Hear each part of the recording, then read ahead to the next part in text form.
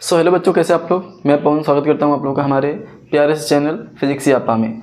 तो आज हम पढ़ने वाले हैं कक्षा 10वीं के भौतिक विज्ञान के फर्स्ट चैप्टर को। अगर आप लोगों ने बुक देखा है तो आपको पता होगा कि उसमें जो फिजिक्स के पार्ट के फर्स्ट चैप्टर का जो नाम है वो दे रखा है प्रकाश का परावर्तन एवं अपवर्तन। यानी फर्स्ट चैप्टर में हमको क्या पढ़ना है, प्रकाश के परावर्तन के बारे में और उसके अपवर्तन के बारे में पढ़ना है। ठीक है, तो आज हमारा जो क्लास 10th के लिए है वो है फर्स्ट क्लास। ठीक है, आज हमारा क्लास 10th का पहला क्लास है। तो इसमें हम केवल पहले चैप्टर की जो मूल चीज़ें हैं, बेसिक चीज़ें हैं जो कि हमें जाननी चाहिए चैप्टर को पढ़ने से पहले, उन चीज़ों के बारे में बात करेंगे। फिर हम नेक्स्ट क्लास से, जो हमारी कक्षा 10वीं की नेक्स्ट क्लास होगी, तो उसमें हम क्या करेंगे, एग्ज़ाम ओरिएंटेड चीज़ें पढ़ेंगे। तो मेरा फोकस ये रहेगा कि मैं आपको ऐसा कंटेंट दूं जो आपको एग्ज़ाम में क्या करे, हेल्प करे। ठीक है, तो चलिए आइए हम क्लास को शुरू करते हैं। तो हमारा जो पाठ का नाम है वो है प्रकाश का परावर्तन एवं अपवर्तन। परावर्तन एवं अपवर्तन यानी कि reflection of light and refraction of light. परावर्तन को रिफ्लेक्शन कहते हैं, अपवर्तन को रिफ्रैक्शन कहते हैं। तो हम पहले एक एक चीज़ों के बारे में समझना शुरू करेंगे, पढ़ेंगे, लेकिन उससे भी पहले हम लोग जान लेते हैं कि आखिर प्रकाश क्या होता है। प्रकाश क्या है, प्रकाश क्या है, यानी हम प्रकाश कहते किसको हैं, क्या मतलब है प्रकाश का। तो क्या हम प्रकाश को देख सकते हैं? बहुत सारे बच्चों के विचार ये होते हैं कि हाँ हम प्रकाश को देख सकते हैं, यानी जो उजाला होता है उसको ही हम क्या कर लेते हैं, प्रकाश मान लेते हैं। लेकिन वास्तविकता कुछ और है। वास्तविकता ये है कि हमें जो दिखाई देता है वो प्रकाश दिखाई नहीं देता, वो उसकी चमक दिखाई देती है। हमें प्रकाश का जो चमक है वो दिखाई देता है, न कि प्रकाश दिखाई देता। अब आप लोगों में से कई लोगों को लग रहा होगा कि प्रकाश और चमक दोनों एक ही चीज़ है, तो आप लोग गलत हैं। प्रकाश एक अलग चीज़ है, चमक एक अलग चीज़ है। तो हमें प्रकाश की चमक, ब्राइटनेस, ठीक है, वो दिखाई देती है, लेकिन स्वयं प्रकाश हमें दिखाई नहीं देती। और इसी तरह मैं अगर इसको आगे बढ़ाऊँ तो मैं आपसे कहूँ कि क्या आप साउंड को देख पाते हैं, ध्वनि? जैसे मैं बोल रहा हूँ, आप सुन रहे हैं, आपके घर में कोई बात कर रहा है, कोई डीजे वीजे बज रहा है, मतलब किसी भी तरह की जो साउंड होती है हम उसको देख तो सकते नहीं हैं, हम क्या करते हैं, बस उसको फील कर सकते हैं, यानी साउंड को फील कर सकते हैं अपनी कानों के द्वारा। ठीक, इसी तरह से हीट दिखाई देती है नहीं। आप क्या करते हो, आग कहीं जल रहा है, आपसे दूर आग जलता है, आप पास खड़े हो तो क्या होता है, वहाँ से हीट आपके स्किन तक पहुँचता है तो आप उसको फील करते हैं, लेकिन वो आ रहा है तो उसको हम फिजिकली देख नहीं पाते।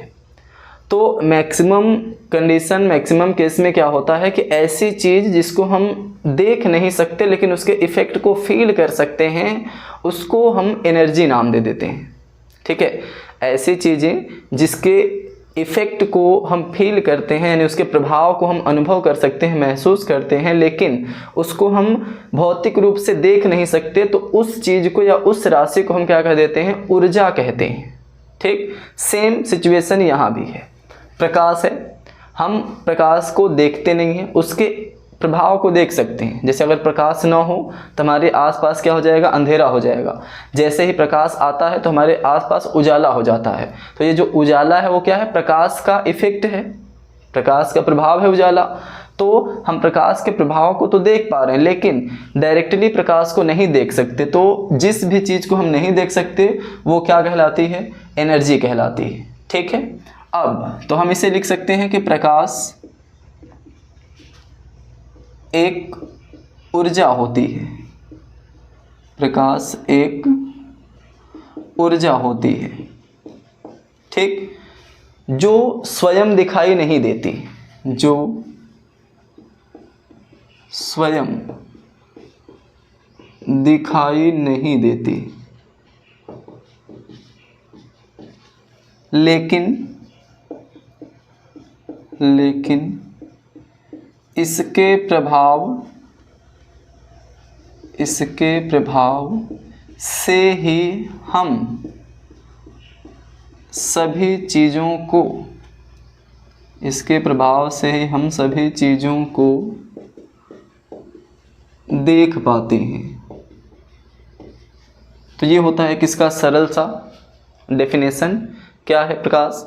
तो प्रकाश एक प्रकार की ऊर्जा होती है जो स्वयं तो दिखाई नहीं देती, लेकिन इसके प्रभाव के कारण, यानी प्रकाश के प्रभाव के कारण ही हम क्या करते हैं, सभी चीज़ों को देख पाते हैं। ठीक है, अब बात आती है कि प्रकाश के कुछ गुण होते हैं। प्रकाश के कुछ गुण होते हैं, यानी हर एक वस्तु की, हर एक चीज़ की कुछ न कुछ अपनी प्रॉपर्टी होती है, अपना नेचर होता है। उसी तरह से प्रकाश के भी कुछ मूल गुण होते हैं। ठीक है, तो सबसे पहले, ऐसे तो बहुत सारे गुण हैं, लेकिन हम कुछ बेसिक चीज़ों का बात करेंगे जो कि 10th लेवल तक के बच्चों को क्या होना चाहिए, पता होना चाहिए। ठीक है, तो सबसे पहले पॉइंट क्या है कि प्रकाश सीधी रेखा में चलती है। प्रकाश क्या होता है, सीधी रेखा में चलती है या चलता है। ठीक है, अगर आप लोगों ने देखा हो लेज़र लाइट, आप जब लेज़र लाइट को जलाते हैं तो जो लाइट उससे निकलती है वो क्या होती है, एकदम स्ट्रेट सीधी जाती हुई दिखाई देती है। तो प्रकाश हमेशा सीधी रास्ते को फॉलो करती है। ठीक है, मुड़ती नहीं है। सेकेंड, लेकिन ये जो बात है प्रकाश हमेशा सीधी रेखा में चलती है, ये पूरी तरह से सत्य नहीं है। कई जगह ये इस बात की उल्लंघन करती है, यानी इस नियम को क्या करती है, डिसओबे करती है ना। दूसरा है प्रकाश की निर्वात या वायु, निर्वात यानी स्पेस और वायु यानी कि एयर में चाल 3 × 10⁸ मीटर पर सेकेंड होता है या होती है। ठीक है, तो प्रकाश का जो चाल है एयर में या वैक्यूम में, स्पेस में, वो कितना होता है, 3 × 10⁸ मीटर पर सेकेंड होता है। तीसरा पॉइंट लिखते हैं, प्रकाश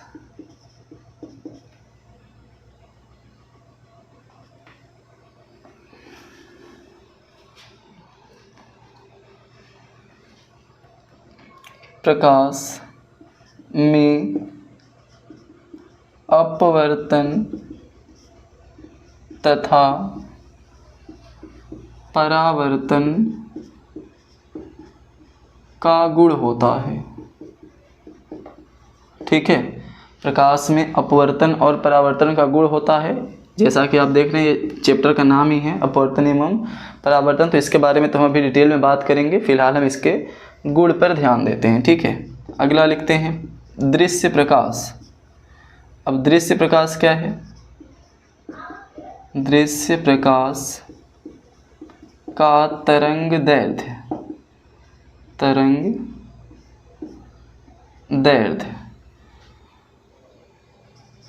3800 एंगस्ट्रॉम से 7800 एंगस्ट्रॉम होता है। ठीक है, दृश्य प्रकाश का जो तरंग दैर्ध्य होता है वो क्या होता है, 3800 एंगस्ट्रॉम से 7800 एंगस्ट्रॉम के आसपास होता है। कई किताबों में इसी को 4000 एंगस्ट्रॉम से 8000 एंगस्ट्रॉम भी लिखा होता है। ठीक है, कई किताबों में ये 3800 से 7800 लिखा होता है, कई जगह ये क्या होता है 4000 से 8000 एंगस्ट्रॉम लिखा होता है। आप दोनों ही याद रख सकते हैं। ठीक है, ऑप्शन में दोनों साथ नहीं आएंगे या फिर कोई एक आएगा। ठीक है, अगला है प्रकाश एक विद्युत चुंबकीय, प्रकाश एक विद्युत चुंबकीय तरंग होता है। ठीक है, प्रकाश एक क्या होता है, विद्युत चुंबकीय तरंग होता है। विद्युत चुंबकीय तरंग क्या होता है, ऐसा तरंग जिसको चलने के लिए माध्यम की आवश्यकता नहीं पड़ती। ठीक है, न ही सॉलिड न ही गैस, किसी भी तरह के माध्यम की आवश्यकता नहीं होती, उसे हम विद्युत चुंबकीय तरंग कहते हैं। नेक्स्ट, प्रकाश एक द्वैत प्रकृति वाला सबस्टांस है, द्वैत प्रकृति वाला क्या है, कण है। यानी प्रकाश के पास डुअल नेचर होता है, ठीक है। इसके पास क्या होता है, द्वैत प्रकृति होती है। डुअल नेचर कहने का मतलब है कि ये कभी कभार तरंग के जैसा व्यवहार करता है, कभी कभार ये कण के जैसा यानी पार्टिकल के जैसा भी व्यवहार करता है। तो ऐसी चीज़ें जो तरंग और कण दोनों की तरह व्यवहार दर्शाती हैं अलग अलग माध्यम में, अलग अलग सिचुएशन में, तो उसे हम द्वैत प्रकृति कहते हैं। यानी कहते हैं कि उसके पास क्या है, द्वैत प्रकृति यानी डुअल नेचर। तो जो हमारा लाइट है इसके पास होता है डुअल नेचर यानी द्वैत प्रकृति, ठीक है। तो ये हो गए हमारे कुछ मुख्य बेसिक से प्रकाश के गुण, ठीक है। ज़्यादा इंपॉर्टेंट इसमें क्या है, प्रकाश की चाल कितनी होती है, ठीक है। दृश्य प्रकाश क्या होता है, यह एक विद्युत चुंबकीय तरंग है, ठीक। ये सीधी रेखा में चलता है, ये भी इंपॉर्टेंट है लेकिन ज़्यादा नहीं। और ये भी, और ये बड़ा ही कम यूज होता है, मतलब ये कुछ है नहीं। ये क्या है कि प्रकाश में ये गुण होता है, इसके बारे में तो भी हम डिटेल में जानेंगे तो आपको पता चल ही जाएगा। लेकिन याद रखने वाली चीज़ें ये सभी हैं जो कि आपको सवाल लगाते समय या फिर ऐसे ही ऑब्जेक्टिव वाले क्वेश्चन जहाँ बनते हैं एग्जाम में, तो वहाँ पर ये क्वेश्चन बन जाते हैं, ठीक है। तो चलिए आज का ये हमारा क्लास हम यहीं बंद करेंगे ताकि आपको वीडियो में ज़्यादा देर तक रुकना न पड़े। कम चीज़ें पढ़िए लेकिन सही तरीके से अच्छे से मन लगा कर पढ़िए, ठीक है। तो चलिए आज के लिए इतना ही। Thank you so much.